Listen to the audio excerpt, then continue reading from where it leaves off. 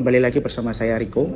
Pada kesempatan ini saya berada di Universitas Al-Azhar Indonesia dan saat ini saya akan berdiskusi, akan berwawancara dengan Kak Aprilia Tri Purwan dari STMT, seorang perempuan dosen teknik industri di Universitas Al-Azhar Indonesia. Sudah berapa lama Kak Aprilia menjadi dosen? Oke, saya di sini, saya sebenarnya alumni dari kampus ini juga, S1-nya saya di sini. Lalu kemudian melanjutkan S2 di Universitas Indonesia, sama jurusan teknik industri juga, lalu kemudian diangkat menjadi dosen di sini, itu tahun 2018, berarti kalau misalnya dihitung-hitung sudah dari 2018 jadi dosen tetap, lalu kemudian di 2025 kurang lebih 7 tahun ya, sudah jadi dosen di Universitas Al-Azhar Indonesia. Udah cukup waktu yang Nggak tahu bisa itu dibilang udah cukup atau ya. belum, udah dibilang berpengalaman atau belum ya kalau misalnya masih 7 tahun gitu. Tapi selama 7 tahun itu udah banyak melakukan penulisan, penelitian. Sudah apa? Sejauh ini fokusnya kemana, Kak Aprilia? Oke, baik. Kalau misalnya untuk topik riset saya, kebetulan karena memang di S2 pun saya jurusan teknik industri, lalu kemudian untuk peminatannya yaitu inovasi dan ergonomika. Pokoknya bagaimana caranya membuat tempat kerja itu senyaman mungkin buat si pekerjanya, gitu ya, biar pekerjanya nyaman, sehat, selamat. Nah, itu adalah fokus dari riset saya. Jadi yang memang riset saya topiknya itu adalah tentang human factors atau ergonomika, lalu kemudian K3 keselamatan dan kesehatan kerja, lalu kemudian product development. Product development. Yes. Oke. Sudah mulai spesifik sih kita berdiskusi, terutama di lingkungan atau di lapangan penelitian, lapangan studi teknik industri. Tapi sebelum itu saya mau tahu hal dasar yang mungkin teman-teman itu belum tahu nih, belum bisa membedakan mungkin teknik industri dengan teknik yang lainnya gitu, teknik kimia, teknik sipil dan sebagainya. Nah, hal utama, main idea dari teknik industri itu apa? Kenapa banyak kampus di Indonesia juga membuka program studi teknik industri? Oke, kalau misalnya ditanya kenapa sih kampus-kampus tuh punya banyak kampus yang membuka program studi teknik industri, berarti sebenarnya kebutuhan di pasar itu akan lulusan teknik industri itu kan tinggi, ya kan? Ada supply, ada demand gitu. Nah, tapi kalau misalnya apa sih yang membedakan antara teknik industri dengan teknik-teknik yang lain? Mungkin lebih spesifiknya. Jadi kalau misalnya didefinisikan teknik industri itu ada 3 tugas utama. 3 tugas utama. Yaitu desain atau merancang, lalu kemudian improve, memperbaiki, lalu kemudian install, menginstalasi sistem terintegrasi ya untuk lebih efektif dan efisien. Nah, kata kuncinya sebenarnya sistem terintegrasi. Sistem terintegrasi itu terdiri dari manusia, mesin, material, metode kerja, lingkungan, energi, informasi. Nah, berarti kalau misalnya kita tarik kesimpulan, selama di situ ada sistem, nah lulusan teknik industri itu bisa berperan. Cara membedakannya gini, kalau misalnya di teknik informatika misalnya, fokusnya terhadap apa? Sistem informasi kan? Nah, kalau misalnya teknik elektro mungkin ke elektronika, material. Tapi kalau teknik industri semuanya. Iya, gitu. Okay. Ya, makanya di teknik industri itu kalau misalnya dibilang julukan buat kami ya, para anak teknik industri itu abstrak, teknik yang abstrak gitu. Itu sebenarnya nggak bisa dipungkiri ya, memang benar, tapi abstraknya tuh bukan abstrak yang nggak jelas gitu. Karena saking banyaknya yang kami pelajari kayak gitu, kami belajar banyak hal sampai dengan hal-hal yang psikologi aja kami tuh belajar, manajemen kami belajar, keuangan kami belajar kayak gitu. Berarti pada akhirnya nanti mahasiswa dan mahasiswi teknik industri itu mereka akan menentukan preferensi mereka sendiri. Betul. Karena luasnya bidang pembelajaran dari teknik industri itu sendiri. Betul. Sebenarnya ada macam-macam bidang teknik industri. Mungkin ada yang kalau misalnya di sini riset topik dari dosen-dosennya ada yang di supply chain, rantai pasok, ya, ada yang di rantai pasok, lalu kemudian ada yang di data science, lalu ada yang di sistem produksi, ada yang di perencanaan produksi, saya sendiri di ergonomika dan safety. Jadi nanti untuk kedepannya memilih di jalur mana ya silahkan teman-teman mahasiswa sendiri yang akan memilih, mumpung peluangnya besar karena bisa berkecimpung di mana aja gitu ya. Nanti tinggal pilih aja di mana kayak gitu. Oke. Itu kita tadi sudah sedikit banyak membahas nih terkait apa sih main idea dari program studi teknik industri. Mungkin selanjutnya saya ini penasaran, kalau misalnya kita berbicara teknik itu, ini stigma di masyarakat ya, dan juga yang komen di Kamus AI di platform kita yang ada di Instagram, di Facebook, dan juga di YouTube, teknik itu identik dengan laki-laki gitu. Nah cuman memang tadi kita sempat berdiskusi juga ya di luar ini, bahasanya ada berapa banyak mahasiswa dan mahasiswi nih, perbandingannya seperti apa. Ternyata bisa dibilang seimbang atau justru lebih banyak perempuannya. Iya, seperti itu. Nah, kenapa teknik industri ini berbeda gitu dengan teknik yang lainnya? Kenapa banyak perempuan? Apakah tadi yang disampaikan berkaitan dengan juga mengurus terkait dengan manpower, mungkin mengurus juga terkait ya sistem semua yang ada sistemnya itu pasti ya disitulah teknik industri bisa berperan gitu kan. Kenapa gitu?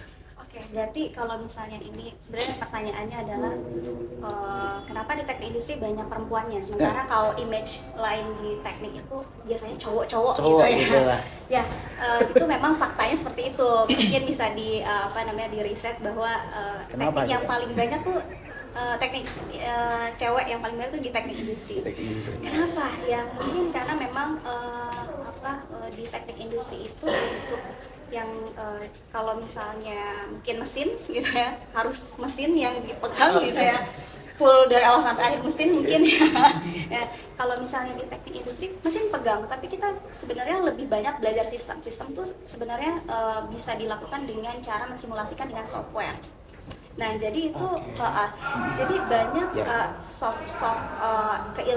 keilmuan yang bersifat soft engineering, tapi soft di sini ya, melakukan simulasi, melakukan prediksi. Nah itu bisa dilakukan dengan software yang sudah ada gitu. Jadi sebenarnya di sini kan nggak mesti harus maco, harus pegang alat, harus pegang mesin gitu ya. Harus mengukur di lapangan gitu. Cara membuat produk aja sekarang ya disimulasikan pun bisa. Oh iya, pakai ini ya, software yang 3D dan sebagainya. Betul ya, pakai Autodesk Inventor dan lain sebagainya. Nggak mesti harus pegang mesin gitu. Nah itu mungkin yang menyebabkan kenapa sih teknik industri itu punya mahasiswi yang lebih banyak dibanding teknik-teknik yang lain gitu ya. Jadi kalau misalnya mau cari cewek-cewek keren ya, anak teknik carinya di teknik industri. Oke. Ini saya juga mau bertanya, teknik industri juga ada mata kuliah terkait gambar teknik kayak gitu, pasti ada ya? Pasti ada. Itu yang digambar apa? Yang digambar part mesin, komponen mesin. Oke. Mungkin di teknik-teknik lain juga gambar, kayak misalnya arsitektur objeknya adalah rumah, maybe ya, gedung. Nah kalau misalnya teknik industri adalah part. Pak. Ya karena nanti kita akan mengurusi untuk mengerjakan satu buah produk ini dikerjakan oleh mesin apa. Nah mesin tersebut kalau misalnya rusak, ini bagian apanya sih? Nah kita kan harus tahu tuh semuanya kayak gitu. Kalau ataupun untuk produk yang digambar tuh kalau nggak part mesin ya produk. Gitu. Kita kan harus membuat inovasi. Produk yang sudah dijual ke masyarakat apakah bisa diterima atau tidak. Untuk bisa diterima kita harus punya gambarannya seperti apa. Jadi seperti itu. Izin saya tarik ke dunia mahasiswa lagi ya. Lingkungan mahasiswa yang Kak Aprilia ketahui gitu. Kira-kira mahasiswa-mahasiswi di program studi teknik industri itu paling menggemari itu mata kuliah apa? Mata kuliah saya. Mengajar di mata kuliah apa? Saya apa mengajar saja? mata kuliah ergonomika. Ergonomika. Ya, jadi bagaimana caranya nih kursi nyaman nggak duduk di kursi? Iya. Berarti itu sudah ergonomis. Kalau misalnya belum nyaman, berarti harus dirancang sedemikian rupa sampai nanti Mas Riko merasa nyaman. Iya. Ya, ini ya. ada nih bahasa-bahasa di tongkrongan Gen Z ya mungkin ya. Kalau kita mau cari kafe, Salah satu pertanyaannya adalah tempatnya ergonomis nggak? Karena ada yang mejanya terlalu tinggi buat buka laptop bikin kita cepat capek. Ada yang kursinya terlalu tinggi, tidak sesuai dengan rata-rata tinggi badan orang Indonesia dan sebagainya gitu. Jadi kalau saya sih nongkrong gitu sama temen, ayo kita ke kafe yuk, di mana di Blok M gitu. Kafenya apa? Oh, kafenya baru ya. Salah satu pertanyaannya selain ada wifi-nya enggak, ada colokannya, selain itu adalah tempatnya ergonomis nggak? Gitu tadi ya? Iya betul, seperti itu. Jadi kita gimana caranya bikin tempat atau stasiun kerja atau tempat kerja itu yang nyaman. Nyaman. Iya, karena kalau misalnya pekerja udah nyaman, produktivitasnya meningkat. kan. Iya, Nah, betul. situ sebenarnya Sepakat. human factor. Jadi saya ke arah situ. Jadi selain ergonomika, saya mengajar juga tentang perancangan sistem kerja. Pokoknya kalau merancang tuh saya. Perancangan sistem kerja, lalu kemudian perancangan fasilitas juga saya mengajar. MT-nya juga ini terkait dengan perancangan berarti atau gimana? Perancangan, karena kan ergonomi nanti untuk solusinya adalah metode kerja untuk memperbaiki cara kerja dari seorang kerja. Itu bukan hanya dari desain dari stasiun kerjanya kan, tapi juga metode kerja. Nah untuk bisa menciptakan produk-produk yang nyaman ya harus Semua itu berinovasi, terintegrasi juga, iya, ya. harus berinovasi, harus diinovasikan, harus dirancang, ya itu dipelajari semuanya. Oke, percaya diri ya Kak Aprilia kalau mata kuliah yang diajar sama Kak Tapi Aprilia ada nggak yang paling sampai kemarin. Enggak apa-apa. Enggak. Sebenarnya enggak gitu. Tapi Jadi, susah nggak menurut Kak Aprilia? Mata kuliah yang diajar sama Kak Aprilia? eh, Ini menurut kalau- penilaian yang meskipun subjektif ya, karena itu kan bidang yang dikuasai pastinya. Secara objektif ya sebenarnya kok dibandingkan dengan mata kuliah lain ini terbilang mudah nggak sih? Kalau misalnya mudah karena itu bisa ditemui oleh diri kita sendiri. Kayak misalnya tadi kita nyaman atau bisa enggak. explore sendiri ya. Ini Oke. cahayanya keterangan atau enggak sih? Iya. Udaranya udah cukup temperaturnya udah cukup sejuk buat kita nggak sih? Itu kan bisa kita rasakan Oke. sendiri. Ketimbang misalnya belajar tentang ekonomi apa Menghitung ada gitu ya. pengantar ekonomika kayak gitu ya, ekonomi teknik. Itu kita ngitung uang, tapi uangnya kita nggak megang. Sulit harus bukan? mengimajinasikan. Nah sementara kalau misalnya mata kuliah saya ya memang kita sendiri bisa rasakan kayak gitu kan, kita sendiri bisa punya experience ya memang sehari-hari kita bisa temui, Iya. lalu kemudian kita selesaikan dengan cara apa. Selanjutnya nih terkait dengan mata kuliah yang saya penasaran jujur. Menurut Kak Aprilia, mata kuliah apa mahasiswa dan mahasiswi teknik industri itu harus menguasai? Dalam kata lain seperti ini, belum dibilang mahasiswi teknik industri atau sarjanawati teknik industri kalau mata kuliah ini nggak menguasai. Atau bahkan ini di Universitas Al-Azhar Indonesia jadi syarat kelulusan minimal harus A misalnya. Kalau misalnya gitu sih nggak ada. Kalau bisa A semua. Nah sebenarnya sih ini bukan cuma jadi syarat teknik industri, tapi teknik-teknik yang lain juga seperti itu. Basic science yang terdiri dari fisika, kalkulus, kalkulus kita di sini sampai 3, kalkulus 1, kalkulus 2, kalkulus 3. Fisika ada 2, fisika 1, fisika 2. Kimia, biologi itu kan basic science ya. Jadi memang ilmu engineering itu syaratnya adalah basic science. Tapi ya mungkin basic science hanya akan kita ketemu di semester awal aja. Awal sebagai dasar ya. Iya dasarnya aja. Nanti habis itu baru ke engineeringnya, baru tuh seru karena kita bisa langsung mengimplementasikan keilmuan kita real di lapangan tuh seperti apa. Kalau misalnya kalkulus kan real di lapangannya tuh buat apa sih ya gitu, masih belum kelihatan kan. Nah nanti kalau misalnya udah next semesternya kita bisa kebayang tuh ilmu ini tuh buat apa. Ternyata implementasinya juga bisa direalisasikan di berbagai tempat kayak gitu sih. Basic science sih kalau misalnya basic science ya, pokoknya itu yang harus dikuasai dulu gitu. Sama menggambar teknik deh tadi, benar, merancang. Oke. Ini saya yakin sih teman-teman kamu saya ini pasti kalau misalnya kita buka kolom atau section pertanyaan pasti akan ada pertanyaan ini. Jadi pertanyaannya gini, kerjanya di mana? Emang kita nggak takut kegeser sama perkembangan industri gitu, atau bahkan takutnya adalah kita bisa diganti sama AI nggak sih? Sekarang coding soalnya AI bisa ini sih kan gitu. Nah lapangan kerjanya ke depan kalau menurut Kak Aprilia masih terbuka lebar, semakin besar, atau ya to be honest, ternyata memang kita perlu bersaing pada akhirnya karena lapangan kerja mungkin tidak meningkat tapi bonus demografinya naik gitu. Ternyata yang buka prodi teknik industri juga semakin bertambah di Indonesia, artinya nanti sarjanawan sarjanawatinya kan oversupply gitu. Nah, menurut Kak Aprilia seperti apa? Oke, jadi kalau misalnya ditanya bagaimana sih peluang lulusan teknik industri nanti ke depannya kayak gitu kan ya, apakah masih apa namanya terbuka lebar gitu, karena sekarang mungkin sudah yang paling tinggi informatika kayak gitu ya, Yang paling lagi karena setiap perusahaan pasti butuh tuh kayak gitu. Tapi kalau misalnya saya ya tetap optimis bahwa peluang untuk lulusan teknik industri itu masih sangat besar. Ya tadi saya dari definisinya aja sistem terintegrasi, di mana ada sistem di situ lulusan teknik industri pasti dibutuhkan. Misalnya saya tanya, di mana tempat atau industri yang tidak ada sistem? Misalnya di rumah sakit ada sistem nggak?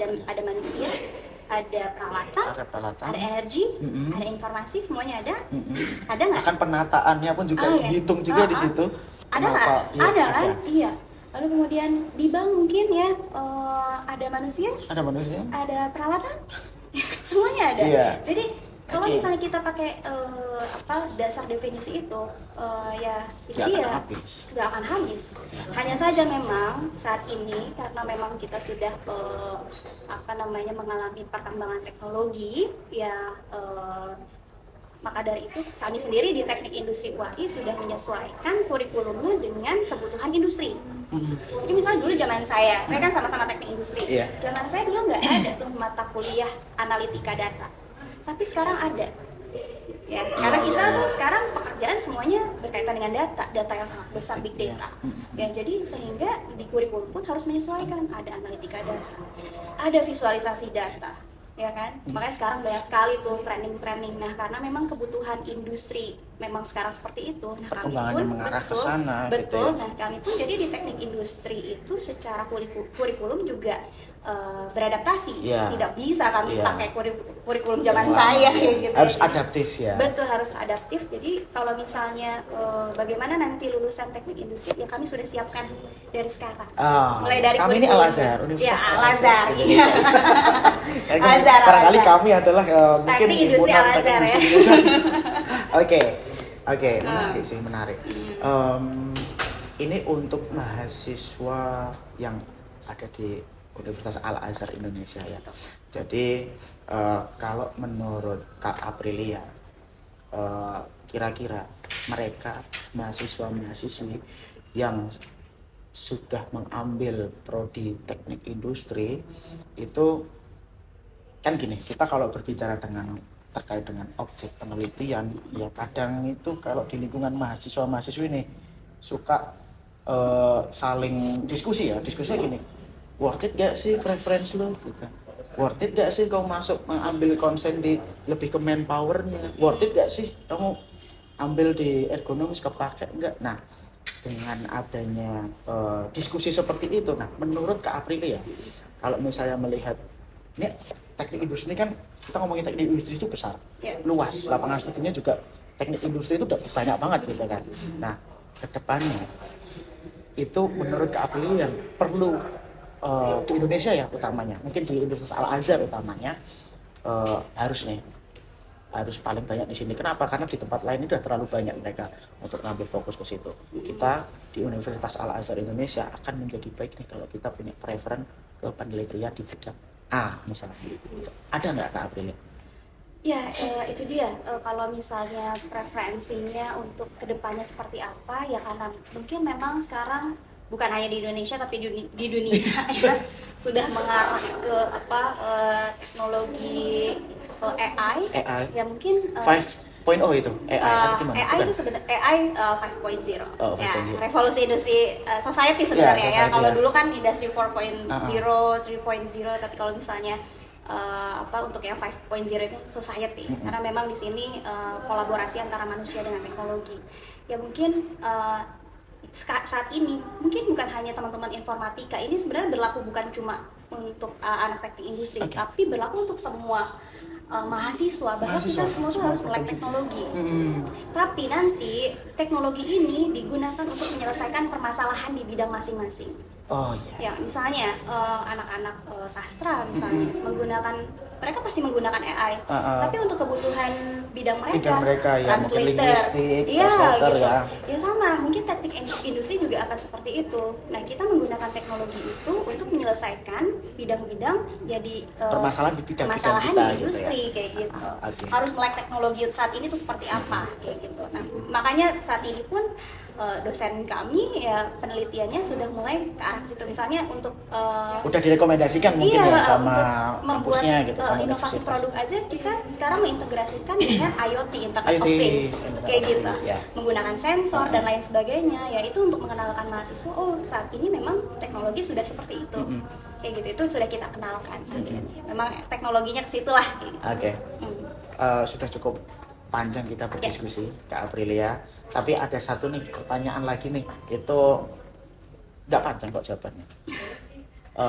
Saya juga yakin nih, karena teman-teman kamu saya itu pasti juga gitu. Kalau saya masuk ke Universitas Al-Azhar Indonesia, mau ambil teknik industri, berapa lama ya lulusnya? Nah, kalau menurut Kak Aprilia, rata-rata berapa lama mahasiswa-mahasiswi menempuh studi di Universitas Al-Azhar Indonesia?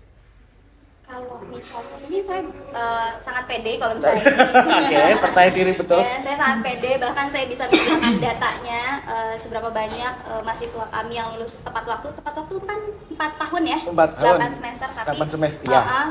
Mahasiswa kami banyak juga yang berhasil menempuh studi selama 3,5 tahun, 7 semester aja dengan berbagai achievement, mulai dari, apalagi sekarang sudah ada, kalau kemarin itu Mas Menteri programnya adalah Kampus Merdeka, kalau sekarang kan berdampak ya, jadi kalau misalnya magang berdampak, jadi dengan lulus 3,5 tahun ataupun 4 tahun itu bukan cuma dapat ijazah terus IPK-nya berapa, tapi udah dapat macam-macam pengalaman. Apa aja. Betul ya.